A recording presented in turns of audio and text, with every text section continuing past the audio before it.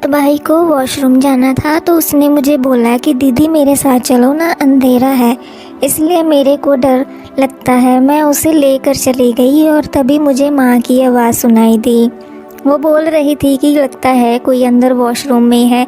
मैं सुन के सोचने लगी कि माँ किसके साथ बात कर रही है, हम दोनों तो यहाँ पर हैं। मैं चुपके से भाई को लेकर कमरे में आ गई और उसे सुला दिया, लेकिन मेरे विचारों के घोड़े दौड़ने लगे। मेरा नाम सानिया है, मेरी उम्र 20 साल है और वैसे हम लोग मुंबई से हैं, लेकिन अभी जॉब के लिए हम लोग पुणे में हैं। आज मैं आपको अपनी कहानी बताने लगी हूँ। मेरी उम्र अभी 20 साल की है और मेरी बॉडी का मेज़रमेंट 34 है। मैं देखने की एवरेज से अधिक हूँ। मेरे घर में हम 3 लोग की फैमिली है, मैं, मम्मी और मेरा भाई। और कुछ दिनों से चाचा जी भी हमारे साथ रहने आए हैं, क्योंकि जहाँ पूना में ही एक फैक्ट्री में उनका कॉन्ट्रैक्ट है। चाचा जी करीब 40 वर्ष के होंगे। मेरी माँ की जितनी उम्र है उनकी भी लगभग। मैं बहुत छोटी थी तब मेरे पापा जी का देहांत हो गया था। चाचा जी ने हम लोगों का काफ़ी ध्यान रखा और मम्मी का जॉब यहाँ पुणे में लगा दिया, तो उन्होंने भी यहाँ की फैक्ट्री में अपने वेल्डिंग के काम के ठेके देखने चालू कर दिए। आज से 1.5 साल पहले की बात है। एक रात को मैं किताब पढ़ रही थी तो छोटा भाई मेरे पास आया और हाथ थाम के बोला, दीदी। मैं उसकी बात सुनकर दंग रह गई और एकदम उड़े हुए भाव से उसे देखने लगी। मैंने कहा, अरे ये क्या बोल रहा है ये सब, अब तू बहुत छोटा है, किसने बताया ये सब तेरे को? वो बोला, अरे चाचा जी किसी के साथ फ़ोन पर ऐसे बातें कर रहे थे। मैंने उसे प्यार से चांटा लगाया और बोला कि चल भाग यहाँ से पागल। और मैंने उसे ये भी कहा कि पढ़ाई में ध्यान दिया कर और ये सब में ध्यान ना दे। लेकिन मैं सोच में पड़ गई, चाचा ने तो शादी नहीं की थी, तो फिर ये सब कहाँ से बोला? मैंने दूसरे दिन माँ से पूछा कि माँ, चाचा से कोई गर्लफ्रेंड है क्या? माँ ने बोला कि नहीं, ऐसा कुछ नहीं है, हो तो मुझे नहीं पता, लेकिन मैं उन्हें बोल रही हूँ कि शादी कर लेने के लिए। मैंने देखा कि माँ थोड़ी असहज महसूस कर रही थी ये जवाब देते हुए। मैंने सोचा कि अब इस बात की खाल निकालनी ही पड़ेगी। चाचा का सेटिंग कहीं पर ज़रूर था और शायद माँ किसी उसके बारे में जानती थी।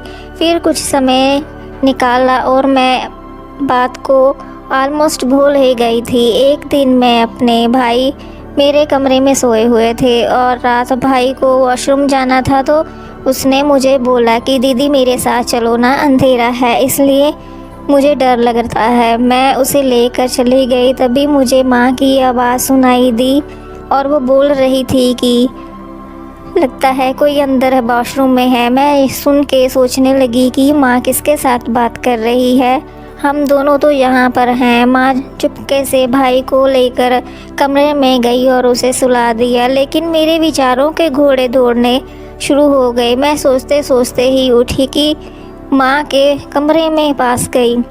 अंदर से कुछ आवाज़ें आ रही थी। मेरे दरवाजे को पुश किया तो अंदर से लॉक था। मैं खिड़की के पास आई और अंदर का सीन देखकर मेरी जान ही निकल गई।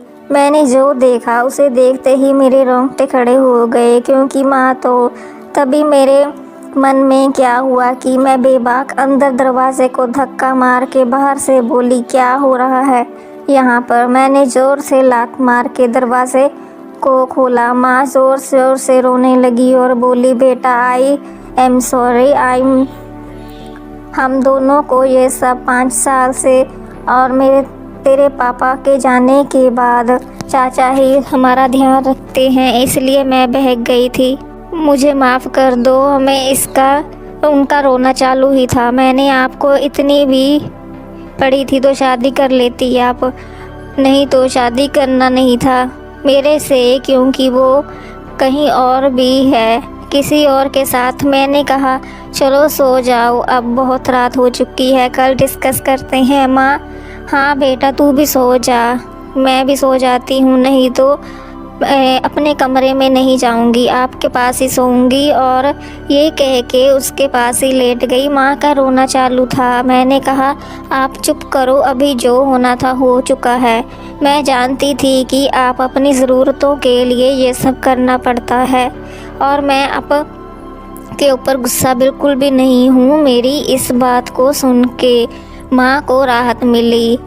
मुझे माँ ने कहा, एक दिन मैं जब घर में नहीं थी, अकेली थी, तो बेड पर लेटी हुई यूट्यूब पर वीडियो देख रही थी। फिर मेरा वीडियो देखने का मन करने लगा और मैं देखी और उसके बाद चाचा ने मुझे देख लिया।